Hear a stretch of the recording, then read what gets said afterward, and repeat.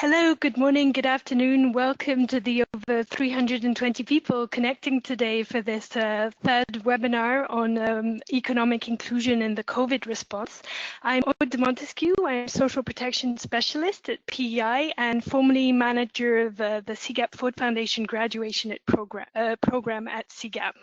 I want to say many thanks to socialprotection.org for hosting this webinar. I want to remind everyone that this webinar is being simultaneously interpreted in Spanish.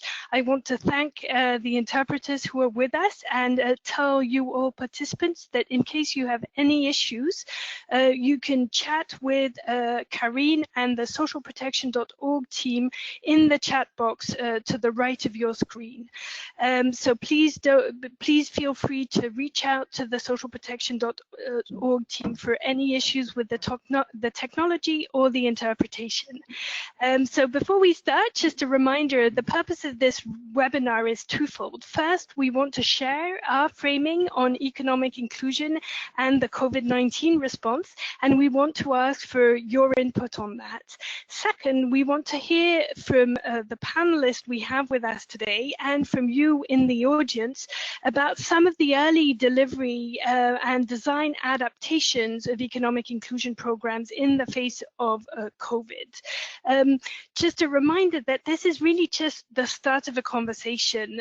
As we know, obviously, the situation is unfolding as we speak, and we're hoping that we can continue the conversation with you through a survey.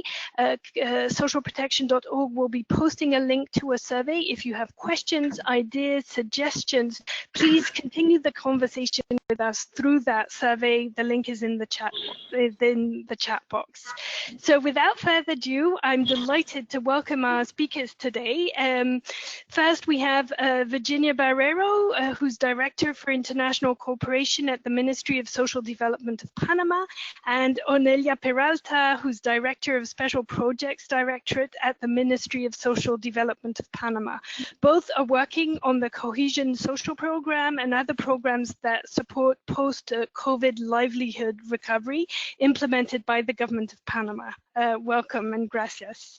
Second, we have Mr. Gebremeskel Chalamotalo, who's former State Minister of Construction in Ethiopia and who's now the Director General of the Federal Urban Job Creation and Food Security Agency, which is the implementing agency for Ethiopia's Urban Safety Net project, the UPSNP, which is in the forefront of the urban response to the COVID situation.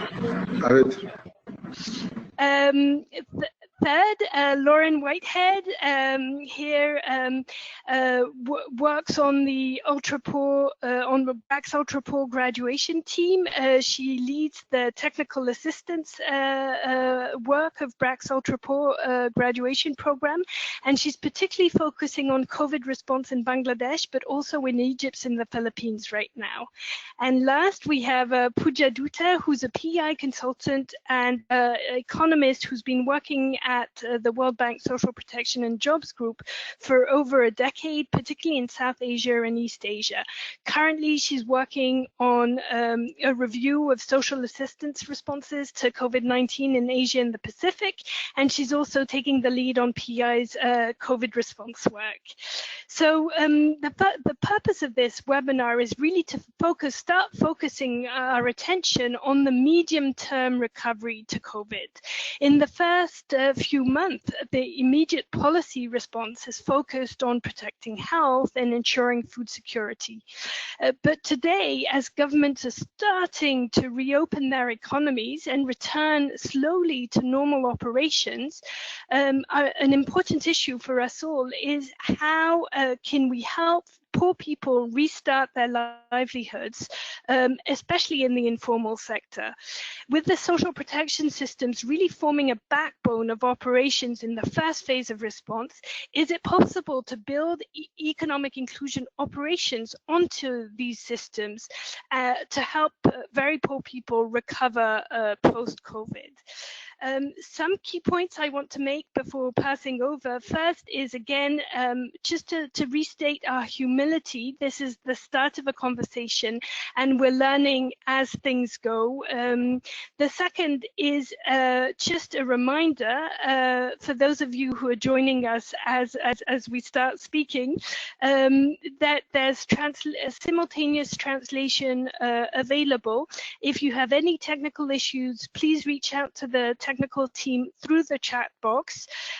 We also want to encourage you to start posing your questions to the panelists early on. Don't wait for the Q&A time, so that we start seeing the questions arrive and we can sort them as they come in.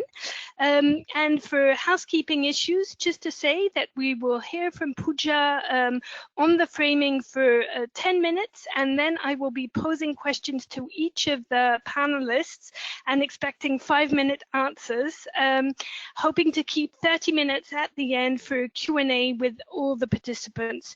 Again, a reminder about the simultaneous translation, and also to tell you to please fill in the survey if you want to continue the dialogue with us after this presentation. And now over to Pooja. Pooja, you have 10 minutes, and the slides in Spanish are accessible in the chat box. Thank you. Thank you, Aude, and thank you everyone for joining the webinar.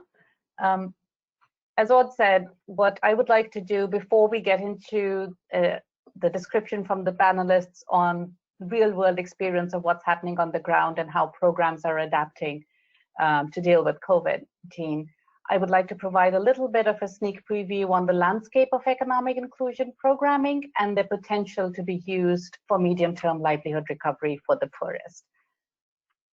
Next, please.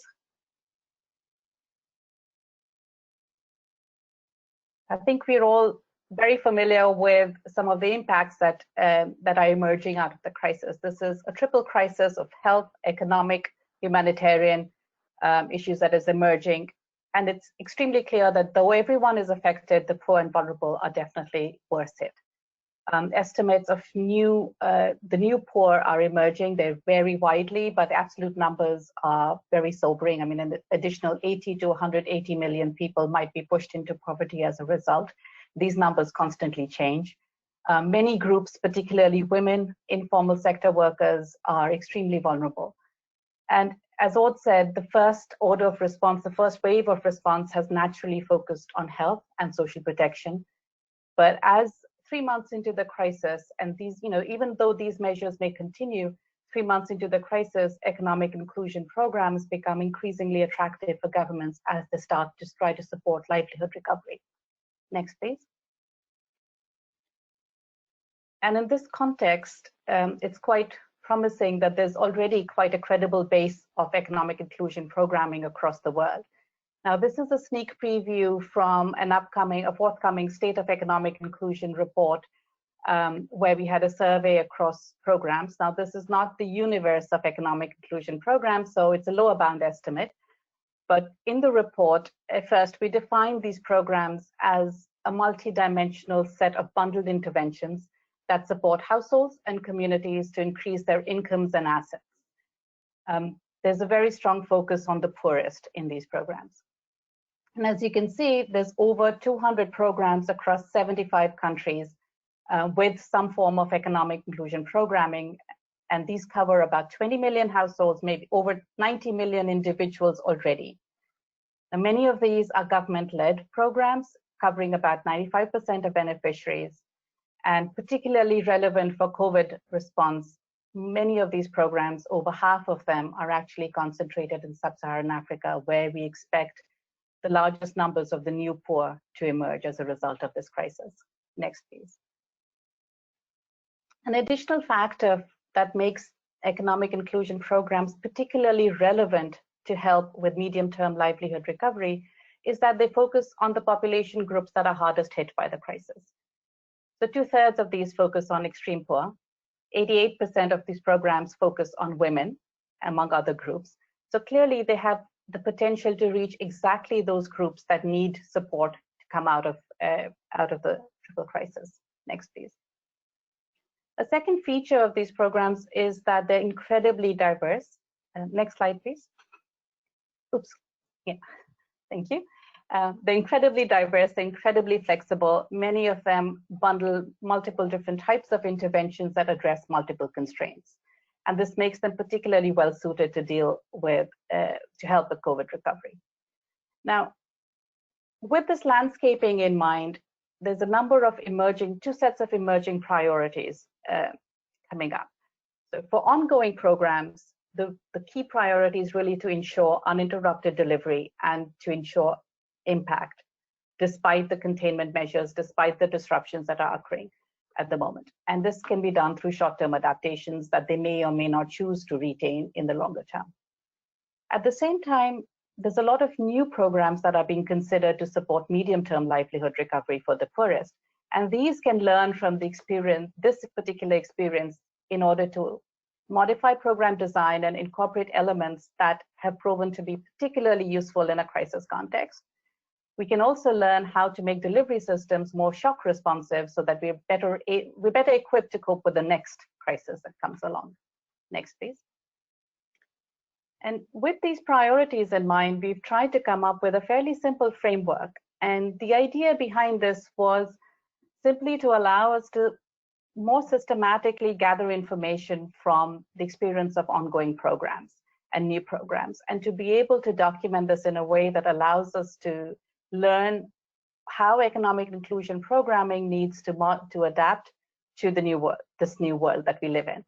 So we start with understanding the constraints, and this I think all of us are intimately familiar with by now, is the COVID-induced constraints that all these programs face on the ground. Movement restrictions, the avoidance of large gatherings, huge disruption to markets, and unpredictable disruption to markets and depressed demand for labor, for goods, for services. And for some groups, particularly women and to some extent children, there's additional vulnerabilities that emerge from being in the house and additional care burden. Now, these constraints may vary over time, may vary across locations. So different programs have had to deal with these in very different ways. In terms of adaptations, we focus first on programmatic adaptations. So these are changes to design and delivery that economic inclusion programs have done in order to deal with these constraints. At the level of design, there's two broad adaptations that we think would be useful to capture. One is linked to ensuring access to markets and dealing with market disruption. Now, economic inclusion programs actually have a bit of an advantage here because most of them are linked to home-based production or community-based production, so it's highly decentralized. But the access to markets is really a challenge, and it has been something that we've been debating as a community for several years now on how to do that well. And this is really where a lot of it would be really useful to hear from different programs on how they're doing this. At one level, one set of adaptations is really about helping these decentralized micro enterprises connect to markets despite the disruption. A second set of adaptations could be how to actually revise business plans and perhaps take advantage of new emerging opportunities, as some economic inclusion programs are doing. There's a market for protective, personal protective equipment, for example, that some are already leveraging. The other element of design adaptations has been to layer on additional components. So one that's been commonly done and is to actually use existing platforms like savings groups or self-help groups or other sorts of platforms to layer on messaging on COVID mitigation and prevention, other health messaging. Some programs in the past have also added individual coaching on gender-based violence and other issues. Now that might be harder to do during strict containment measures, but these are interesting innovations to learn from and see what might make sense to incorporate in new programs, for example.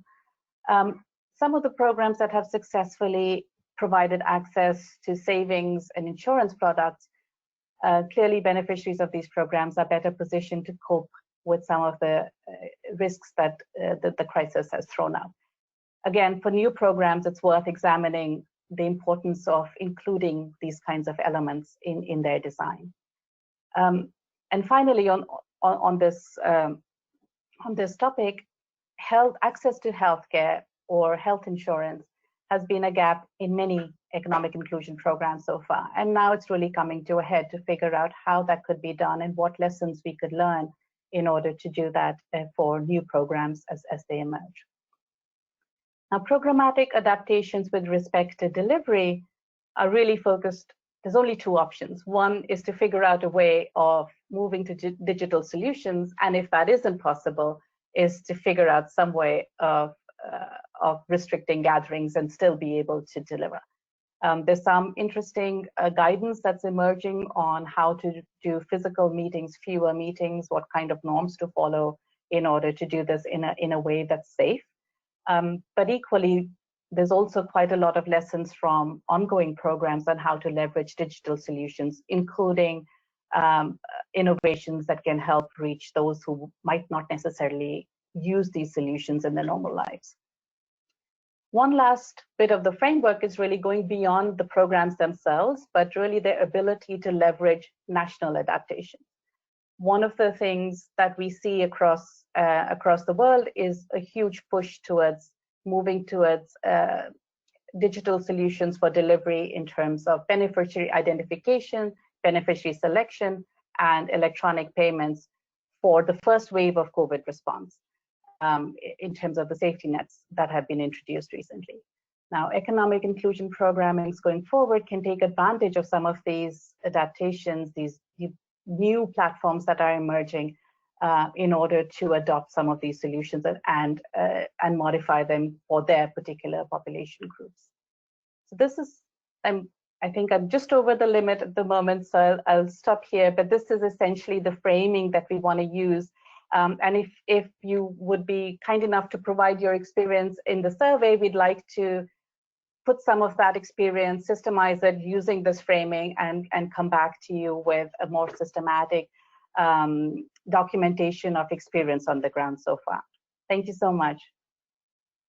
Thank you very much, Pooja. Thanks for sharing this framework, and we're looking forward to people's input. Just to say, we have one question in the chat box from Newton Isaac, and I want to remind everyone to please start posing your questions in the chat box so we can filter them and sort them as we go. Also, a reminder that we have simultaneous translation, and for any issue, liaise with the team in the chat box.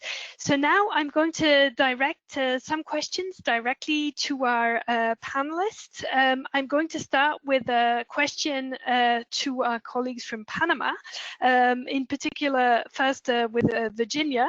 And I'm going to ask you, Virginia, for the Ministry of Social Development of Panama, what role does economic inclusion play in the COVID response, and what are the opportunities and challenges that you see about designing economic inclusion programs as a COVID response?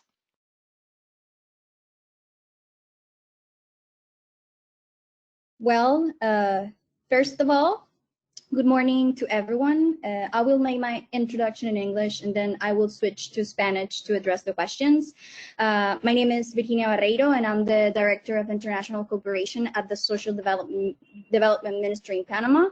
First, I want to thank the World Bank and all the organizers for promoting this space. Without a doubt, spaces like this take an important relevance in the context of this crisis. So thank you very, very much. And now I'm going to switch to Spanish. La pandemia del COVID-19 es uno de los desafíos más grandes que ha enfrentado la humanidad en tiempos recientes, y a medida que la pandemia se propaga en la región, su caracterización como crisis sanitaria, económica y social es cada vez más evidente. Por su parte, la dimensión y la duración de sus efectos, si bien son difíciles de cuantificar debido a la incertidumbre, está claro que estamos siendo testigos de un colapso económico que impactará de manera severa a nuestro país y el mundo, y tendrá efectos muy negativos en el combate a la pobreza y a la desigualdad. En ese sentido, y refiriéndonos a tu pregunta sobre el papel que juega la inclusión económica en la respuesta de COVID, y refiriéndonos muy en particular al programa que actualmente estamos llevando adelante con Banco Mundial y con la asistencia técnica de FAO, es importante entender que este programa fue diseñado en una situación pre-COVID. tanto el objetivo general como los objetivos específicos siguen teniendo vigencia en esta situación de crisis humanitaria, y es más, me atrevería a decir que lograr estos objetivos se vuelve hoy más importante que nunca. Entonces, estos objetivos los pudiéramos englobar en dos grandes áreas. Una de estas es garantizar la seguridad alimentaria en estas comunidades de la comarca Novebuglé, una comarca indígena, incrementando el acceso a alimentos, fortaleciendo y consolidando los sistemas de producción familiar, y por otro lado, mejorar las capacidades productivas y de emprendimiento en la población indígena a través del fortalecimiento del capital social y la potenciación de la productividad, que en otras palabras, pues es el componente de inclusión productiva del programa. En este sentido, desde nuestra óptica, la inclusión económica en el marco de esta crisis juega un papel muy importante, y me gustaría, tomando este ejemplo, enfocarlo en dos ámbitos. Por un lado, sabemos que los países nos estamos esforzando por mantener las cadenas de valor de productos alimentarios y sus servicios relacionados con la operación. Sin embargo, por todas las repercusiones que tiene el COVID, la disponibilidad y acceso a estos alimentos, a los alimentos en general, que son componentes claves para tener seguridad alimentaria, se ven severamente afectados, y por tanto, asegurar el abastecimiento permanente a las familias se convierte en un verdadero desafío. Es por esto que en una primera óptica, este tipo de iniciativas juegan un rol clave para promover la autosostenibilidad de estas comunidades, que son poblaciones vulnerables, y por consiguiente como un apoyo directo para garantizar su seguridad alimentaria. Por otro lado, si bien la situación actual que vivimos demanda de los gobiernos respuestas de carácter inmediato, no podemos perder de vista ese escenario post-COVID y la necesidad de ir mapeando aquellas iniciativas que puedan adoptarse más adelante, y es aquí donde la inclusión económica, la inclusión productiva pueden jugar un rol importante, teniendo en cuenta la potencialidad como herramienta que pueden contribuir de manera estructural a la recuperación económica post-COVID. Es por eso que vincular los programas de protección social con programas de inclusión productiva para el Ministerio de Desarrollo Social va a ser una estrategia relevante, ya que permitirá proporcionar apoyo a estos hogares vulnerables a través del desarrollo de actividades generadoras de ingresos. Con respecto a tu segunda pregunta sobre las oportunidades y desafíos de diseñar programas en estos tiempos de pandemia, yo creo que hay que tener claro primero que el escenario que vivimos exige de los tomadores de decisiones soluciones basadas en evidencia, en experiencia y en una intuición política razonada. Entre los desafíos más grandes que pudiera mencionar está el desafío logístico, que ya han mencionado. Las restricciones sanitarias, las medidas de cuarentena y aislamiento social suponen un reto para la estrategia logística a implementar en el marco de la ejecución de cualquier programa.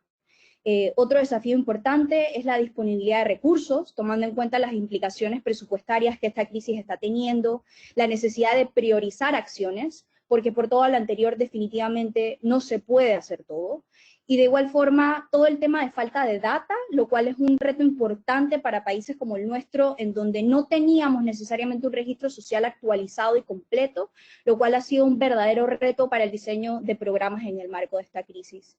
Dicho esto, toda crisis es también una oportunidad, y en ese sentido yo mencionaría oportunidades importantes como acelerar los procesos de modernización tecnológica, sacarle verdadero provecho a la tecnología y las herramientas que están disponibles actualmente, mejorar la conectividad en la población, potenciando la inclusión de población que antes no estaba en el mapa, población en pobreza, pobreza extrema, vulnerable, por ejemplo, y sin lugar a duda la apuesta a las alianzas estratégicas. Desde una esfera local, por ejemplo, apoyándonos y beneficiándonos de la presencia de actores no gubernamentales que trabajan en estrecha relación con la comunidad y tienen ese know-how local, y desde un ámbito internacional supone un escenario para promover una reflexión colectiva, que es lo que estamos haciendo hoy aquí, que potencia la cooperación internacional y el intercambio de conocimiento de buenas prácticas para una posible adaptación e implementación de estas en otros países. En fin, esta crisis ha dejado en desnudo los grandes retos que tenemos como país. Nos dejará sin lugar a dudas secuelas muy fuertes, pero creo que tenemos que ser positivos y tratar de ver esto como una oportunidad de oro para repensar nuestra política pública, nuestra política en materia de desarrollo social, de protección social, y provocar esos cambios positivos que tanto necesitamos. Así que, thank you very much. Thank you very much, Virginia. Thank you for reminding us that every crisis is an opportunity. With this, I want to turn to Mr. Gebremeskel. Mr. Gebremeskel, what role does economic inclusion play in the COVID response in urban areas, which are very affected, as we know, in Ethiopia? And how is UPSNP adapting its economic inclusion programming to deliver and have impact despite the obvious disruptions in the containment measures in Ethiopia right now? Thank you.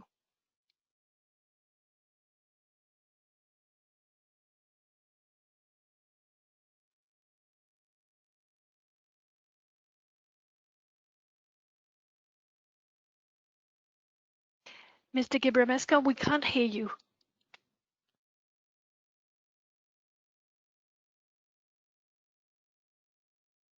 Yeah. We can hear you now. Please go ahead. Thank you very much. In Ethiopia, before 3 years back, we launched Urban Productive Safety Net project, which is a flagship project for Ethiopia, and intended to address the urban poor in 11 cities. And it addresses around 604,000 beneficiaries. So it also includes a lot of public works, and in this case, the beneficiaries are also saving a huge amount of money from it. So when we come to our this COVID-19 response, we have, as a country, we have expansion of urban safety net project to mitigate or to control this pandemic. In that case, we designed temporary income support project, which nearly consumes around 100 million USD. So it addresses around 2 million poor urban dwellers. So besides this, we also our government also early took measure on 3 months advance wage for beneficiaries, which is decided by the government, so that we waived them from actual work. So in that case, that was before 2 months back, which was very early stage, and then we systematically designed this temporary income support plan, and so we have a lot of top-up schemes and so on. So our beneficiaries are at home, so that we are arranged such a scheme to address this COVID-19 pandemic in Ethiopia. Excellent. Thank you so much, Mr. Gebremeskel. Lauren, for BRAC, how does economic inclusion programming contribute to the next phase of the COVID response, both in Bangladesh but also in those other countries you're working in, such as Egypt and the Philippines? And specifically, how much do you think of the COVID response can be done through digital channels when we're talking about the poorest and most vulnerable people? Thank you. Sure. Thank you very much, Ode. Thank you for having us participate today. As Ode mentioned, I'm the Director of Technical Assistance for BRAC's Ultra-Poor Graduation Initiative. And this initiative was created specifically to help spread awareness and ability through capacity building, working primarily with government partners to effectively implement graduation programs, which are holistic responses that leverage both social protection and economic inclusion, as well as elements of financial inclusion and social empowerment and mentorship for households. And so through this role, we've been working with a number of governments, particularly the 2 that I'll speak about today are the government of the Philippines and the government of Egypt. In both cases in which we are actually leveraging the existing cash transfer programs, the Tekeful and Karama program in Egypt and the Pantawid Pamilyang Pilipino program in the Philippines. And we're using those as essentially the backbone backbone or the backdrop of additional holistic interventions that are being provided to households that are layered in to these existing programs. In both cases, we're actually working fairly closely with the government to do this work, very directly with the Philippines, as they are actually leading on the graduation pilot there, and in Egypt, working with implementing partners who are supporting the government. And then separately, as Ode was mentioning, we continue our work in graduation in Bangladesh, where we've actually graduated around 2 million households over the last nearly 20 years. And so when it comes to looking at COVID and economic inclusion, I would say for BRAC, we don't look at it just narrowly through the lens of economic inclusion because of this holistic perspective of the needs and welfare of the household, both through graduation as well as through a number of other areas of programming in which we work. And so for us, one of the first steps that took place in all three of these geographies I mentioned and a number of others where we're working during COVID was actually to administer rapid diagnostic surveys. Most of those rapid diagnostic surveys had to be administered over phone in the case of Egypt and also in the Philippines during restrictions, obviously given confinement and restrictions of movement during COVID. But in Bangladesh, we were able to do a combination of those through phone surveys as well as through door-to-door surveys early on. And part of the reason why we did this was to actually ascertain, yes, here we see that there might be specific barriers to livelihood, specific barriers to economic inclusion, but how are those barriers to economic inclusion and livelihoods really affected by the holistic welfare elements that are now missing in the household as a result of COVID? So for example, in Bangladesh, our BRAC Institute for Governance and Development realized fairly early on that a significant percentage of households, 75% in rural areas, 67% in 75% in urban areas and 67% in rural areas had lost their source of income and livelihood at the outset of COVID, as in many other contexts. But in addition to that, we recognize that there were another set of deprivations that a lot of communities were facing where they weren't actually able to be linked into the existing social protection resources that were being provided, whether it was through consumption support or some kind of cash transfer that was given to households. In Bangladesh, households were also actually given food resources through rice subsidy, or excuse me, rice provision that was provided. And so this diagnostic survey was actually able to yield essentially very rich information about where some of those gaps were so that we could actually design the response and adapt the existing programming that was happening to be able to cater to some of these needs that the households expressed that were outside of economic inclusion but were largely driven by the loss of their livelihoods. And this was exactly the same in both the Philippines and Egypt as well, where we also implemented very similar rapid diagnostic surveys on a large sample of the populations that we're working with in order to understand what these needs were and understand these additional barriers that had been presented. I would say when it comes to looking at particularly digital technologies and digital solutions, because I know that is a key focus of many organizations and governments that are working with these populations right now, we've had a few different methodologies that have come through as fairly salient new tools, essentially, in this sort of new normal era that we're entering into.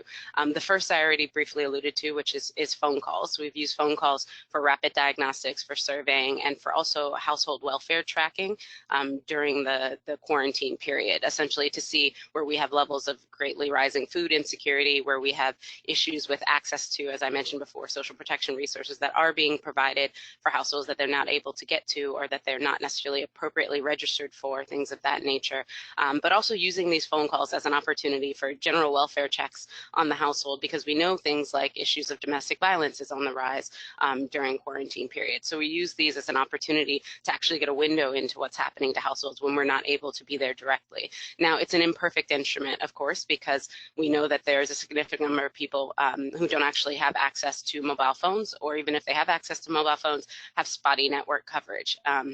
And so there's a portion of households that we know that we're not able to reach as well as we would hope, but actually we were quite surprised in all three contexts that we were able to more deeply penetrate, I think, through some of those issues than we thought we would. And in areas where it was even more difficult to do that, we were able to leverage existing community and peer resources or mechanisms that we had put in place. So for example, that might be village social solidarity committees in Egypt that are attached to some of the community structures that actually pre-existed and predated the graduation program. In the Philippines, that was actually attached to peer groups, because there are many households that were part of group livelihoods. So even if you could only reach one member of that household, household, when households were able to at least move door to door in their near community, they could actually reach out to others that we weren't able to directly contact, and similar efforts that were applied in Bangladesh as well. So we have been very, very active in using phone calls as one of our primary remote check-in methods, and then also very creative in how we create a snowball effect to be able to reach additional households that might not be directly accessible through a phone call. We've also done a number of SMS messages to send out push messaging around health and hygiene behaviors during COVID, and that's something that we've done in all three contexts very, very successfully. And usually that's used to complement the existing information that's coming from government, so to reinforce messaging that's already being put out into the communities, but to make sure that it's directly getting to them. And then we've actually been doing in the Philippines a number of recall checks on that to see how well households are retaining the information that's coming, and then also how well they report actually acting on some of those positive behavior changes that we're looking for during COVID.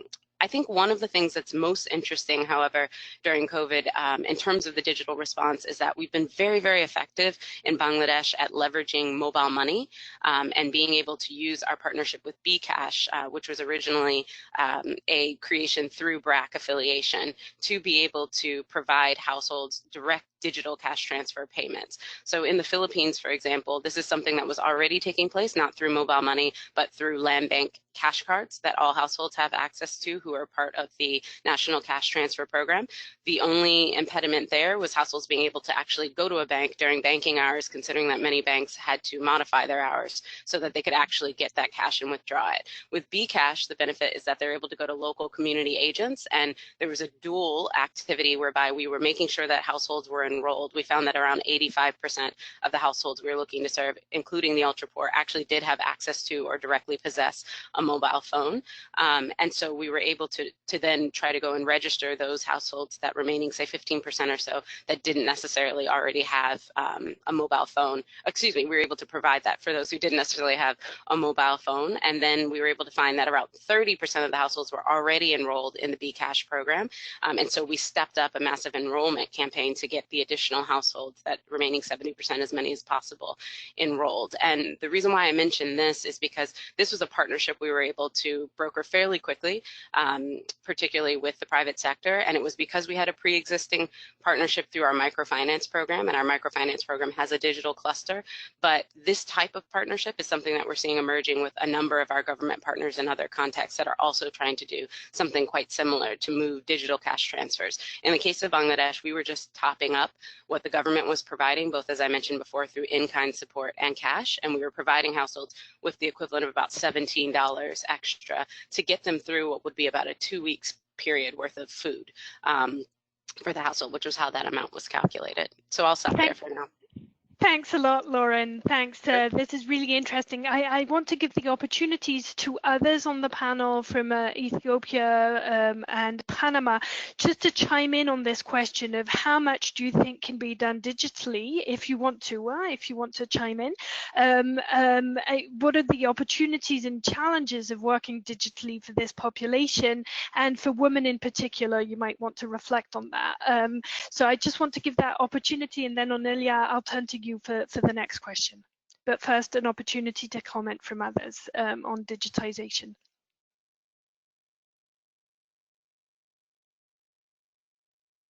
Hola, ya estoy de vuelta.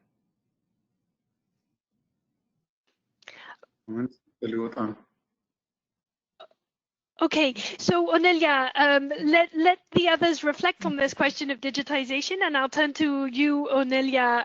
We heard how BRAC was doing real-time course correction and adaptation of the program. I also want to remind you that we're getting a lot of comments on adaptation of program design and delivery in the chat box, in particular from India, so please have a read of that. And then, Onelia, turning to you, ¿cómo se está adaptando el programa de social de cohesión para apoyar la recuperación de medios de vida de las personas pobres después del COVID? Gracias.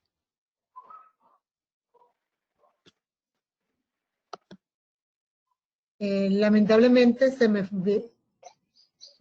We can hear you. Se puede... No logro la traducción. Se te escucha. Se te escucha.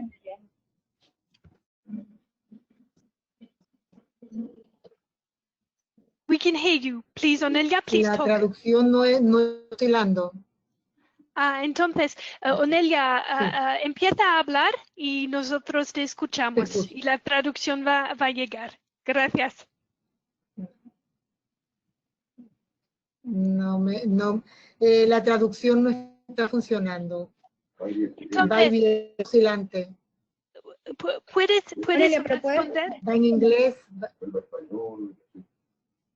Pero puedes responder a la pregunta, ¿cómo se están adaptando el programa de cohesión social para apoyar la recuperación de medios de vida de las personas pobres después del COVID?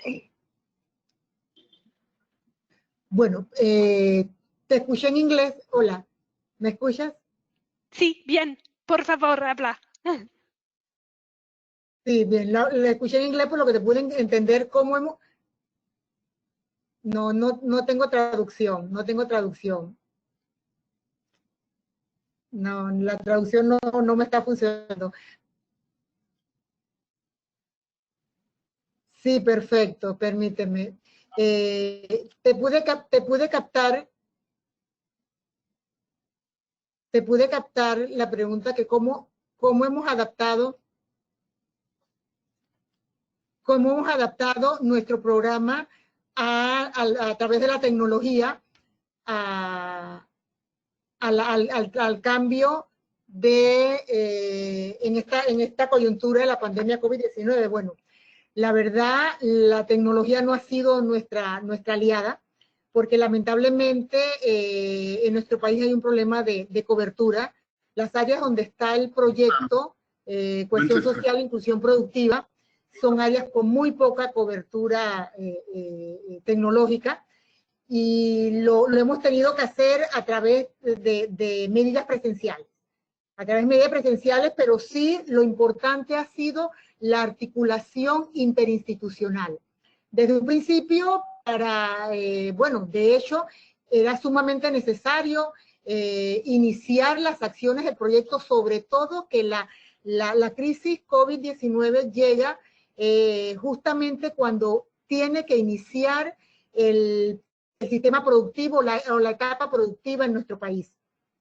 Empiezan las lluvias en abril, mayo, y ya están las semillas compradas, los beneficiarios esperando la respuesta del programa, y estábamos en plena cuarentena. Así que se armó rápidamente un plan de contingencia entre el aliado tecnológico que tenemos, que es FAO, respecto a la metodología de escuelas campo, tomando las medidas de bioseguridad, articulando con el Ministerio de Salud, que es la institución rectora acá en Panamá del tema de salud, definitivamente a nivel superior inicialmente, para recibir la autorización para poder llegar a los beneficiarios del programa.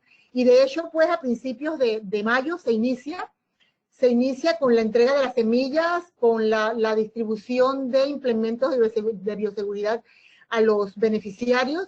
Logramos ya abarcar casi el 80-85% de los beneficiarios del programa, tratando pues de que este programa contribuya con la escasez de alimentos que sabemos que hay, de hecho, siempre en esta región que es de extrema pobreza, pero ahora con la problemática del COVID-19 se acentúa, ¿cierto? Y aquí es donde nos damos cuenta de la necesidad de tener comunidades organizadas, que es una de las esencias de este proyecto Cohesión Social e Inclusión Productiva, aprovechar la parte productiva para, como catalizador, para organizar a las comunidades, porque al Ministerio de Desarrollo Social le interesa el fortalecimiento de capacidades sociales, el fortalecimiento de la capacidad social, porque es básica.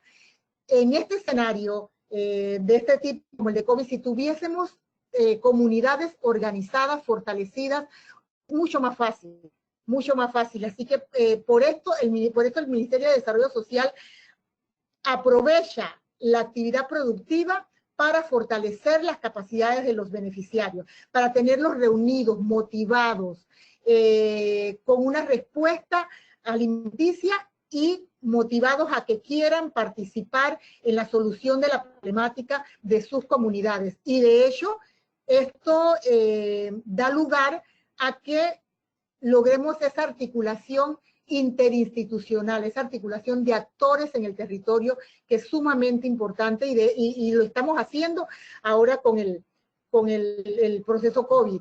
En la distribución de semillas, en el inicio de las actividades agropecuarias, tuvimos la participación y el apoyo de otras instituciones del Estado, con los automóviles, con los técnicos, distribuyendo, aportando fuerza para la distribución de las semillas. Y justamente en estos momentos que ya inició la actividad agropecuaria, también tenemos aportes de otras instituciones, que es justamente lo que busca el proyecto Cohesión Social, Inclusión Productiva. Thank you very much, Onelia. Thank you. And sorry you were having technology issues when we started, but this is now great.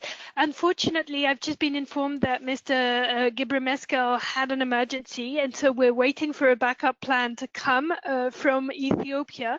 But we had questions about urban adaptations for economic livelihood recovery programs in urban areas post-COVID.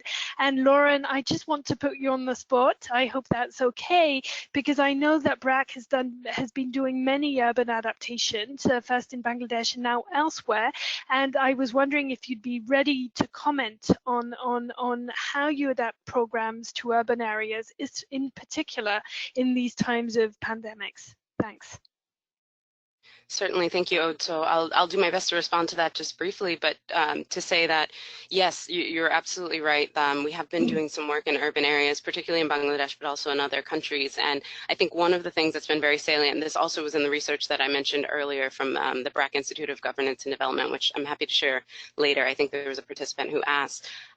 One of the things we found was that there's a disproportionate impact on urban populations that's coming forth as a result of COVID. And this probably is not very surprising to most, given the fact that the number of livelihoods that are affected in urban areas were affected more quickly, essentially, than in rural areas. So, for example, in Egypt, and in that case, many of the program participants were actually able to continue doing their work in more rural areas, and the same in the Philippines, because they were able to act with distancing, because they were on their own plots of land and farming, or they were in nearby plots of land and farming. Restrictions weren't put in place as quickly in a lot of these areas, particularly in provinces and rural areas, whereas you saw in urban areas it was a very swift and immediate shutdown. And I think one thing that definitely was stemmed by this urban shutdown was a massive flow of migration out of urban areas into rural areas, which now we're seeing has had unfortunate impacts on spreading of the contagion out to rural areas from those who may have been infected and didn't necessarily know in urban areas, saw that their livelihoods were being either depleted or altogether eliminated in a lot of cases and migrated.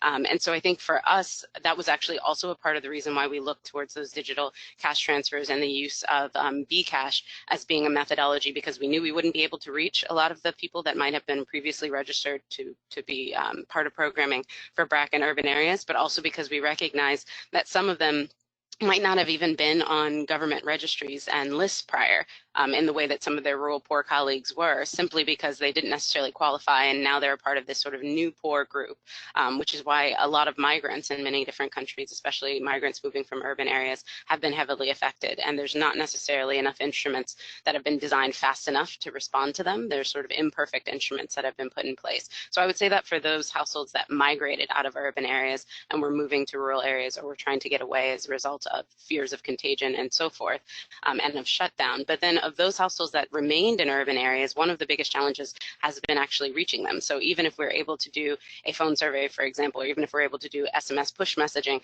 when it comes to actually having to provide resources to them, if it wasn't through a digital cash transfer, particularly for the delivery of food mechanisms, actually being able to do that in a socially distanced manner has been quite difficult. We've also been doing some localized trainings on health and hygiene in certain areas, and in rural areas, it's a lot easier. You have much larger open spaces. We can gather people, space them out, and still do a training. In urban areas, everyone's in cramped and enclosed spaces, especially in the slums in Bangladesh. So I would say it's a challenge that we're still working through. We have found some measures that have worked, everything from how we're providing PPE to our staff, to how we're breaking down into smaller groups when we're going out to actually work with households, to also providing information to households on what happens if a member of that household is infected, given that social distancing quite literally isn't possible in most of the home situations. But I'll stop there for now. This is super helpful. Thank you, Laura. And this is really interesting to hear how you're adapting. I just want to circle back on this issue of delivering digitally. We heard Onelia say that technology has not been their friend in Paraguay for the delivery of programs to very poor people. I'd like to ask Pooja, from your overview, the work you've done on the overview, can you tell us a bit more of what you're seeing can be the opportunities and the challenges of delivering digitally for very poor people, and what are the challenges in particular for women?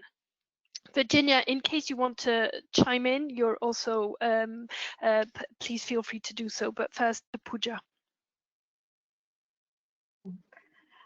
I mean, this is a question we've been grappling with in social protection and economic inclusion for the longest time. And with this crisis, it's become clear that we do need to find some digital solutions for at least some of these issues. And I agree with Lauren that digital payments in some ways are a lot easier to set up than other aspects, particularly training and messaging as well.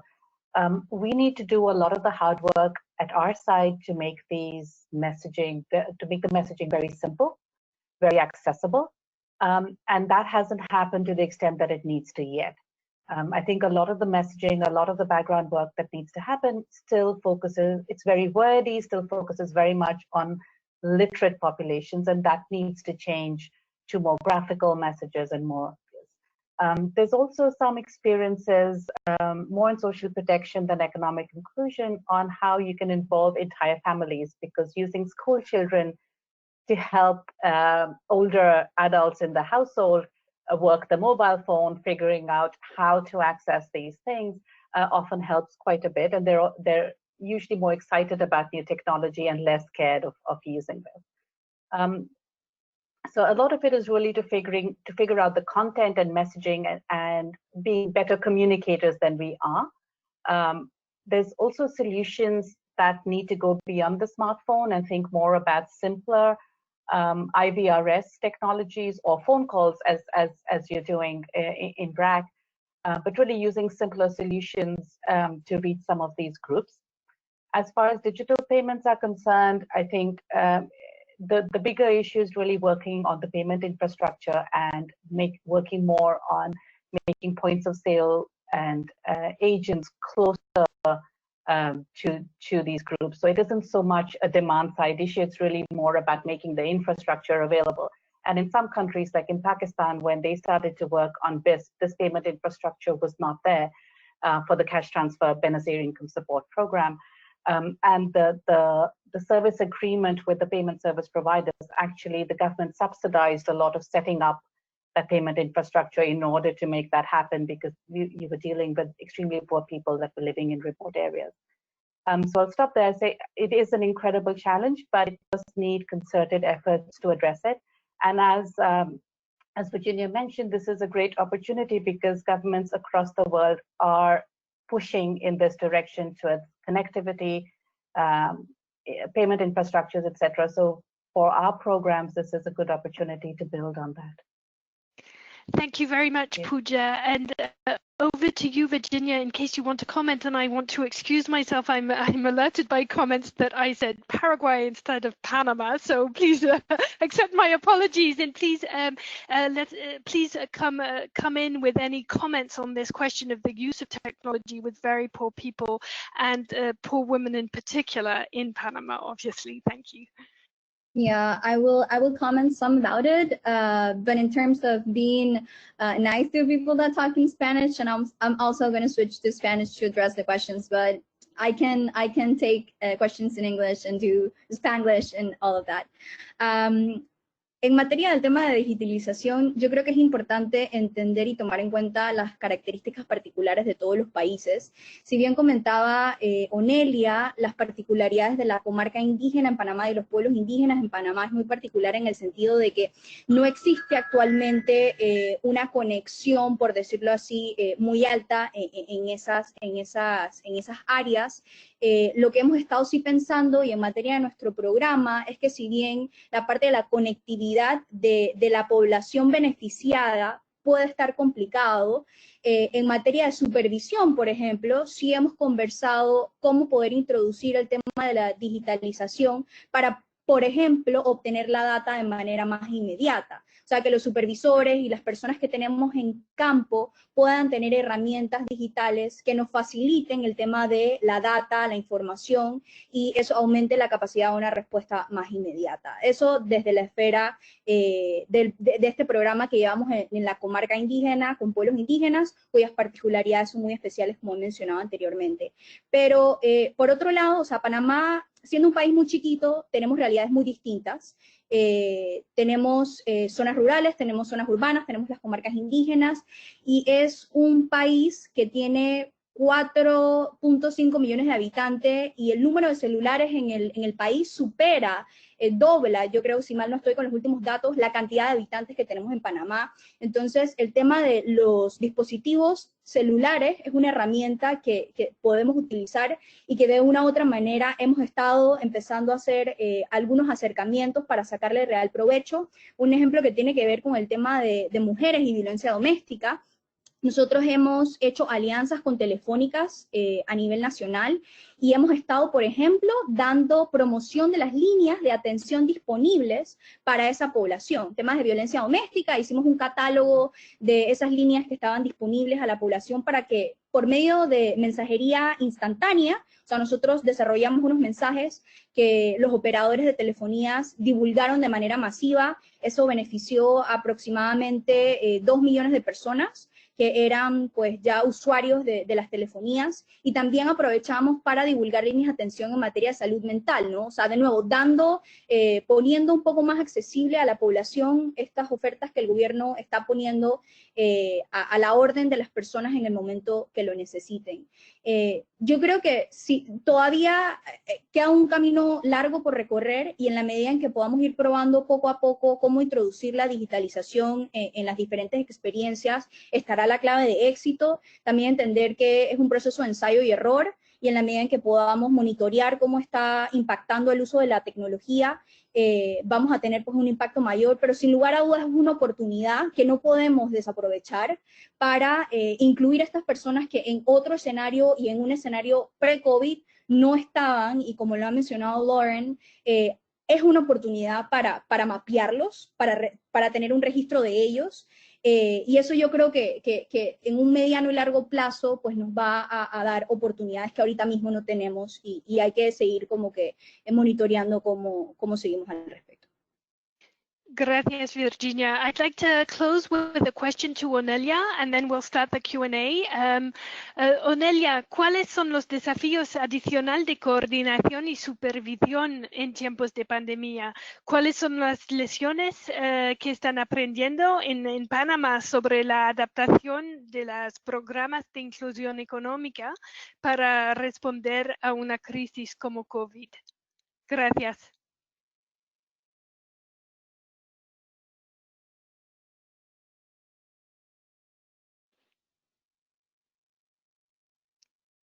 Onelia, we can't see you anymore.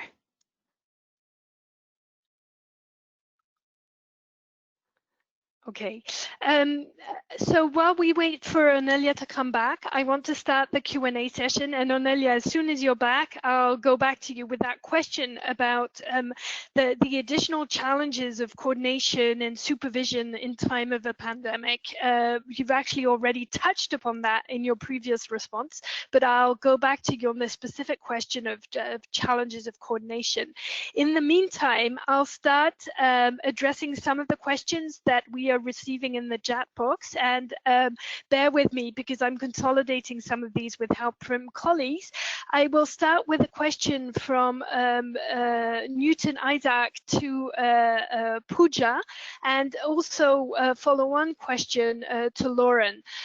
So Pooja, first, it's a question about the difference. How do you differentiate between financial inclusion and economic inclusion? In particular, thinking of what Mr. Gebremez Meskel, before he left, he reminded us of the importance of the savings component of the urban PSNP program. So can you help us make that distinction? And then to Lauren, a follow-on question from Kamia in Angola. How do you encourage financial institutions to partner with governments? And so please, can you address that from BRAC perspective, and then also from the other, in Bangladesh, obviously, but also in the other countries you're working in. Thank you. Pooja, over to you. Thanks, Odd. So the way we define economic inclusion is fairly broad. These programs have a bundle of lots of different types of interventions, and the most common interventions tend to be some form of cash or in-kind transfer. This could be lump sum, but also could be a regular cash transfer for consumption support. Some form of skills training or coaching and mentoring. There's increasingly programs also tend to have some linkage, some interventions that link them to markets, but also a lot of economic inclusion programs have a savings and a financial inclusion component. So in the way that we would see it is economic inclusion programs are fairly broad. Some of them include a financial inclusion component, some don't. So in that sense, it's a subset of that. Now, in the current scenario, there's actually a huge opportunity to leverage the drive and initiatives towards financial inclusion right now, the drive towards digital payments, towards linking up to savings groups that are currently happening, to use that, layer on additional elements that are common to economic inclusion programs, and actually build out a program that addresses multiple constraints, not just the issue of access to finance, but equally other constraints that the extreme poor might face. Does that answer the question, Odd? Yes, it's very helpful. Lauren, do you want to chime in on this question? Both, how do you incentivize, and you might also want to reflect on what you're seeing might be the importance of financial inclusion components in these particular times of shocks and stresses. Onelia, I'll go to you after this. Now I see you're back. Welcome back. Sure, thank you, Ode.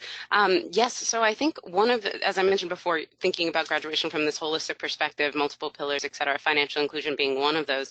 One of the first steps that was taken actually in the Philippines through using that diagnostic survey information was to actually ascertain how many households had eroded savings. There was knowledge already of prior existence of savings among those households for the particular day-to-day needs that they had or livelihood needs that they had while they were in quarantine, and how many households had started to either increase their indebtedness, taking out new debt themselves or credit themselves specifically from local loan sharks and money lenders, versus how many households had actually started to lend out on credit for their own businesses, essentially. So one of the first steps was actually in being able to provide messaging and feedback to households on what they should and shouldn't be doing currently in terms of credit and savings, for why they needed to think about the future. So looking at savings both from an emergency standpoint and helping to understand how you actually use that right now and what kind of needs you should use it on versus the kinds of needs you need to wait and hold that money for further continuation of the crisis and so forth. So I think that the messaging was actually very, very important early on, and to get that information out quickly in a community and in an area where we know levels of indebtedness are quite high,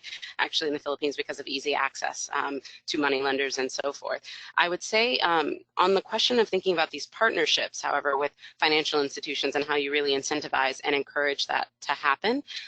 In the case of working with, for example, the Land Bank, which is the banking institution that provides the cash cards for participants, we're looking at millions of households who are enrolled, and that's millions of new accounts for that financial inclusion partner in that way. So for Land Bank, that actually is a fairly straightforward, optimal opportunity. If you know that you're going to have, say, 4.4 million households that are going to be enrolled, opening new accounts, and therefore would potentially be interested in other financial services and products that may be offered at a later state. The one thing that hasn't necessarily happened is those are used primarily as accounts just for transferring the cash transfer, and it doesn't necessarily guarantee that household has full access to other financial services and other benefits of having things like a savings account, even with Land Bank, which is something that the government is pushing for right now. And in Bangladesh, when we look at working with the mobile money provider, something like a Bcash, it's a little bit different because there you're looking at a provider that's interested in expanding market to the last mile, trying to find out how they can reach the actual ultra-poor populations that aren't covered by any other services that wouldn't have traditional banks, for example. So the approach there is actually showing how you're able to get to these last mile populations in rural areas and urban areas, and then also how you're able to bolster their agent networks because you have predictability around when these households are going to be receiving their cash transfers or receiving top-ups. So then that's an additional benefit to a financial institution, specifically thinking about mobile money. So a lot of it, I think, is the packaging of the incentives so they understand you're reaching a large population. You're reaching a population they wouldn't have otherwise been able to access. There's predictability of these transfers to some degree, et cetera. And then that's also increasing liquidity among their agent networks and then among their banking branches in the case of Land Bank. Thank you very much, Lauren, for these comments on the financial inclusion side of things. Back to Onelia. Onelia, I'm going to ask you a question, and then Virginia, I'm going to ask you a follow-on question. So to Onelia, can you tell us a bit more about the difficulties, the challenges of coordination and supervision in times of pandemic? And then Virginia, I'll be asking you a question that we got on our chat box from Annelise, but basically how are governments leveraging systematic adaptations, especially in context of centralization, decentralization? What are you seeing in Panama, and can you comment on that? So first over to Onelia and then to Virginia. Thank you. Listo, muchas gracias. Bueno, sí, de hecho, como les comenté en principio, se da el inicio de las acciones del programa con la época de siembra en plena cuarentena. Ni siquiera las instituciones públicas estaban activadas al 100%, así que fue un gran reto retomar la actividad laboral primero de los funcionarios, retomar la articulación con los organismos implementadores y aliados, pero la verdad que fue sumamente exitosa, sobre todo porque ya estaba esa unión, esa motivación institucional para enfrentar el tema COVID, y de hecho, como les comentaba, busca la articulación interinstitucional. Así que además de no solo fue un reto, fue un logro alinear a todos los funcionarios indígenas, que hay muchas áreas de muy difícil acceso, como pudieron ver en algunas que vi que se presentó al inicio, pero sí, las instituciones en el territorio tuvieron a disposición, funcionarios en el territorio tuvieron a la disposición de ofrecer recursos, de ofrecer esfuerzo, de ofrecer trabajo, y nos complace grandemente porque el Ministerio de Desarrollo Social, como ente rector de la política social del Estado, les repito, busca eso, la articulación de las instituciones, la articulación de los actores sociales en el territorio para mejorar las capacidades productivas de la población a través de este proyecto de inclusión productiva. Pero sí, concluyo pues, además de un reto, se convirtió en un gran logro porque se logró la participación de las instituciones y de los actores locales, autoridades locales, representantes de corregimiento, gobernadores, estuvieron apoyando, y esperamos pues de que el proyecto se dé justamente de esta manera, con articulación de todos los actores. Excellent, thank you. Virginia, over to you on this question of leveraging national programs. Yes, I would like to add something addressing what Onelia just has shared. Una de las cuestiones importantes también para lo que comentó Onelia es que hubo una coordinación muy estrecha con el Ministerio de Salud en lo que fue la adaptación del programa y cómo poder realmente implementar en el programa en este contexto nuevo que exigía de nosotros pues medidas de aislamiento social, siendo el programa un programa programa que requería movilización de personas, requería ir a las comunidades, requería ir a los hogares y también la movilización de los beneficiarios. Entonces, esa articulación muy estrecha con el Ministerio de Salud, yo creo que además de lo que dijo Nelia, fue un key element para lograr realmente una adaptación exitosa del programa. Con respecto a la adaptación sistemática a nivel local de la entrega, que es lo que comentas, y yo creo que es interesante hablar desde la óptica y la perspectiva de nosotros como Panamá, y viene de una discusión de hace muchos años, de un tema de trabajar hacia la descentralización, entendiendo que somos un país muy centralizado, hemos sido un país muy centralizado a lo largo de la historia, y eso es otro de los retos que ha salido en esta pandemia, la necesidad de realmente cambiar ese esquema de implementación de acciones en todos los sentidos, porque al no poder trasladarnos de regiones, al tener que estar aislados, al estar en cuarentena, esa movilización desde lo central a lo regional se complica muchísimo. Entonces, desde el día 1 que empezó COVID-19, ha habido una mesa de articulación intersectorial en donde han estado participando todas las carteras, o sea, tanto la cartera social, la cartera de salud, la cartera económica, y desde antes que tuviéramos el primer caso, ya habíamos comenzado esas conversaciones de armar un plan articulado entre todos que iba a tener un componente muy importante en materia de participación de los gobiernos locales. Y ese fue el approach desde el inicio. La directriz desde presidencia y desde arriba fue: tenemos que trabajar en esquemas con los gobiernos locales, porque si no, no vamos a estar en capacidad de dar una respuesta inmediata a las comunidades. Obviamente esto es un reto, ha sido un reto y es un reto, porque no necesariamente nosotros tenemos la capacidad instalada en las comunidades y a nivel regional, pero yo creo que hasta ha acelerado el proceso de trasladar conocimientos, de trasladar capacidades a las comunidades, y que desde nivel central lo que nosotros hagamos es un acompañamiento y supervisión de lo que están haciendo. Entonces, creo que de nuevo, es una oportunidad, ha sido una oportunidad, sin dejar a un lado lo desafiante que ha sido lograr la coordinación, y se han cometido pues errores y demás de coordinación, pero yo creo que al final del día pues estamos caminando hacia la dirección correcta.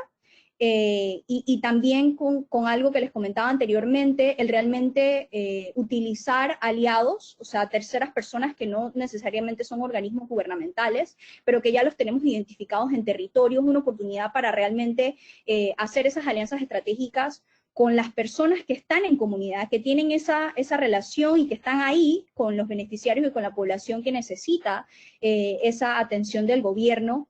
Y ha sido eso, ¿no? Esa estrategia de apalancarnos con los gobiernos locales en todos los niveles, y también en la medida de lo posible, y es algo que nosotros desde el Ministerio de Desarrollo Social pues creemos y hemos trabajado, apostar a las alianzas estratégicas con fundaciones, organizaciones comunitarias, todas las organizaciones que conforman el tercer sector, para poder llegar a todas esas poblaciones que exigen respuesta y que no necesariamente nosotros tenemos presencia en esos lugares. Así que creo que eso resume cuál ha sido el approach de nosotros desde el inicio y cuál es la dirección que hemos trazado para seguir trabajando en materia de respuesta.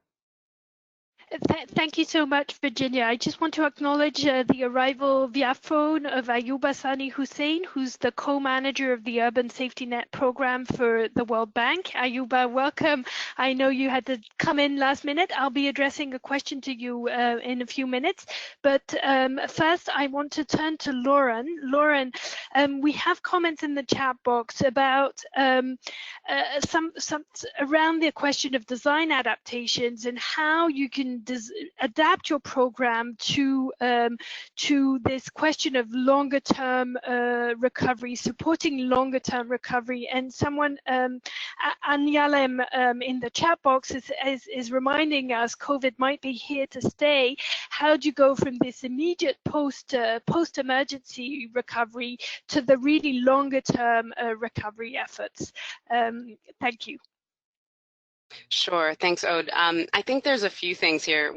There were a couple of things you mentioned actually at the outset. No, I'm sorry, Pooja actually mentioned at the outset of the webinar with regards to how there's just sort of immediate operational changes that have taken place, and many of which will probably last well into next year and there beyond, as sort of new modes of operating in a socially distanced environment, new modes of operating when it comes to safety gear and PPE, for example, protective measures that are taken to protect staff.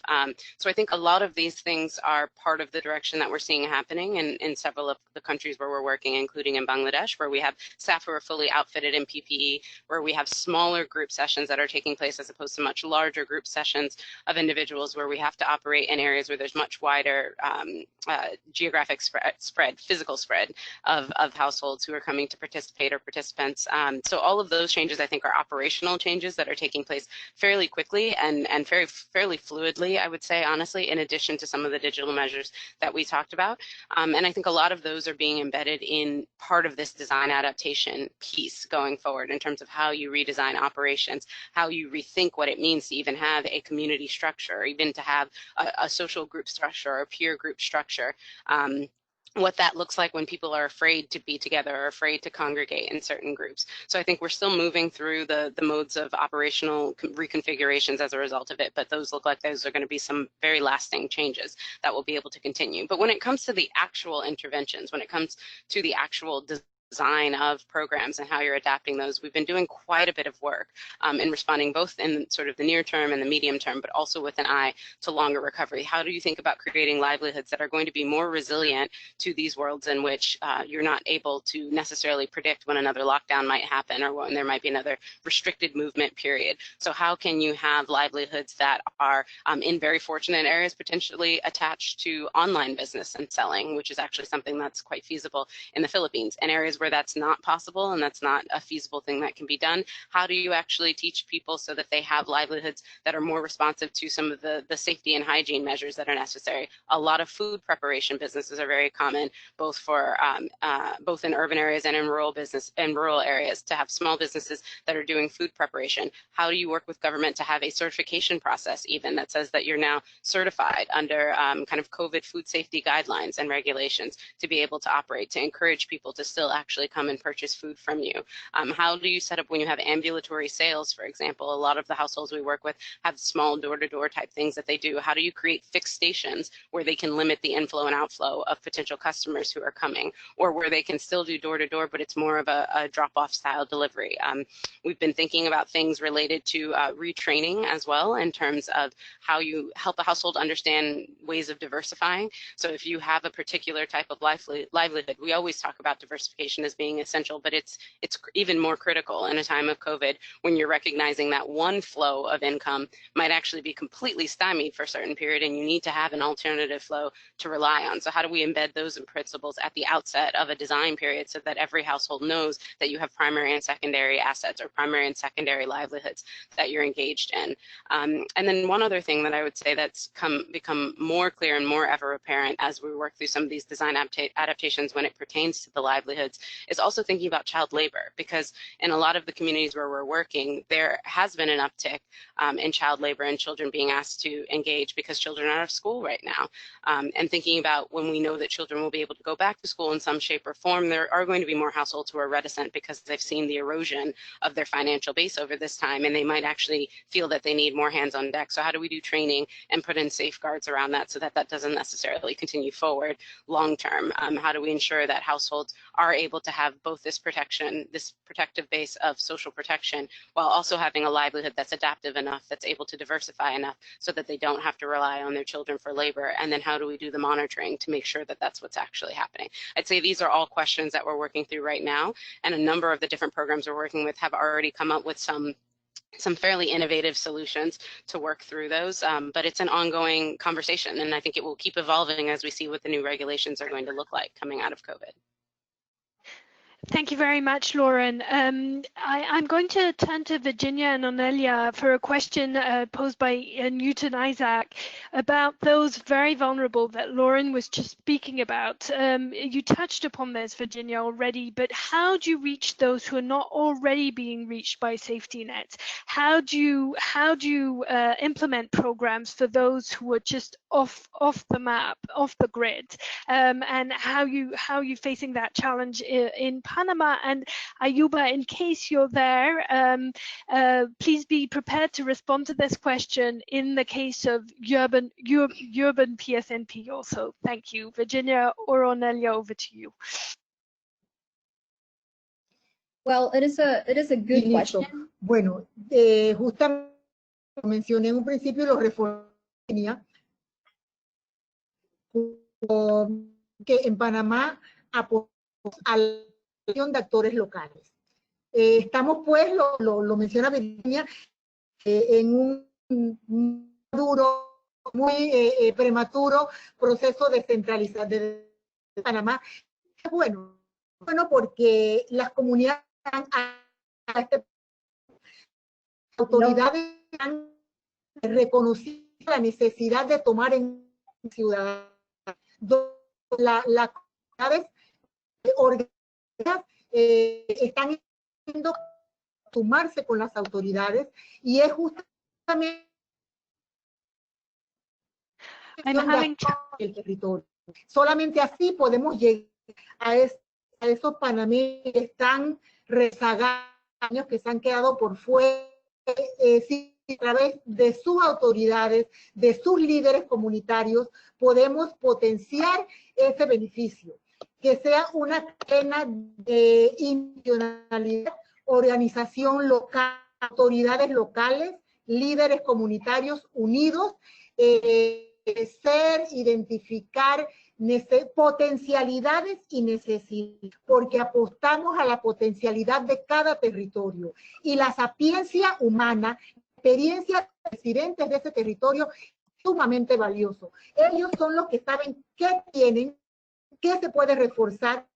La funcionalidad tiene que dar respuesta de esa necesidad o potencialidad del territorio.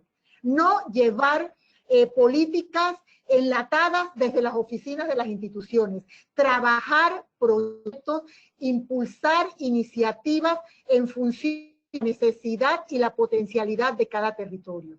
A eso apuesta el proyecto Cohesión Social, el Ministerio de Salud a través del social, a través del proyecto Redes Territoriales y muchos otros programas que estamos, pues, valorando la necesidad, pero también la potencialidad de cada territorio. Haciendo fuerzas, articulando a todos los actores del territorio para impulsar el desarrollo, pero que ese desarrollo sea inclusivo a todos y con la participación de todos. Thank you very much, Onelia. Sorry that the conversation was a bit choppy from my end. Virginia, do you want to do a very, very short response? I heard you wanted to chime in, a 1-minute response, and then I'll be wrapping up. Thank you. Yeah, I'll try to be very short regarding the question that you told me. Y que estaba relacionado más que nada cómo incluir a estas personas que antes no estaban en el radar. Yo creo que un aspecto interesante de esta situación y de todo lo que estamos pasando producto de COVID-19 es que mucha gente que está en esta población que no estaba mapeada en esos registros que como Estado nosotros manteníamos, ahorita mismo ellos están reaching out. O sea, ellos están reaching out to the government, ellos están pidiendo apoyo, ellos están manifestando y estamos recibiendo información de diferentes canales, claro está, pero estamos recibiendo información de ellos. Esto, para poder realmente incluir a todas estas personas que no están mapeadas, se requiere un trabajo interinstitucional y un intercambio de bases de datos, lo cual, de nuevo, implica su complejidad pues innata por el tema de cómo están construidas estas bases de datos de cada una de esas instituciones. Y yo creo que, y partiendo de nuestra experiencia, algo que ha apoyado al gobierno para lograr eso es partir de un registro civil, o sea, del registro civil en donde están registrados en su gran mayoría los habitantes de Panamá, y de ahí ir construyendo poco a poco, alimentándose de diferentes bases de datos de las instituciones e ir poco a poco construyendo ese registro social que ahorita mismo no tenemos. Y reitero la valiosa oportunidad que esta pandemia nos está dando a los gobiernos para fortalecer el tema de data y de registros sociales de una manera pues general, pero ese escenario de reaching out de las personas nos da un pantallazo que antes no teníamos y que realmente pues tenemos que aprovechar. Es muy complejo, yo creo que no hay respuesta correcta, pero en la medida en que sigamos compartiendo experiencias de cómo países que no teníamos un registro social completo, hemos estado construyéndolo en el desarrollo de esta pandemia, pues vamos a seguir trabajando hacia esa meta de realmente tener mapeados a todos los habitantes con sus necesidades y demás, para que en un futuro no nos vuelva a agarrar una situación como esta desprevenida y tengamos la data suficiente que nos permita articular y diseñar programas en un tiempo mucho más corto. Thank you so much, Virginia. Thank you. And we're nearing the end of the webinar. So I just want to close and thank you for this rich discussion and remind us of some of your words from Panama earlier, saying that every crisis is an opportunity. And Mr. Gebremesca also said something similar. And we have a comment in the chat box from Annie Khan saying how important it is for economic inclusion programs to, in countries where they're nascent, to start institutionalizing from the start in order to use this as an opportunity to develop stronger systems from the outset.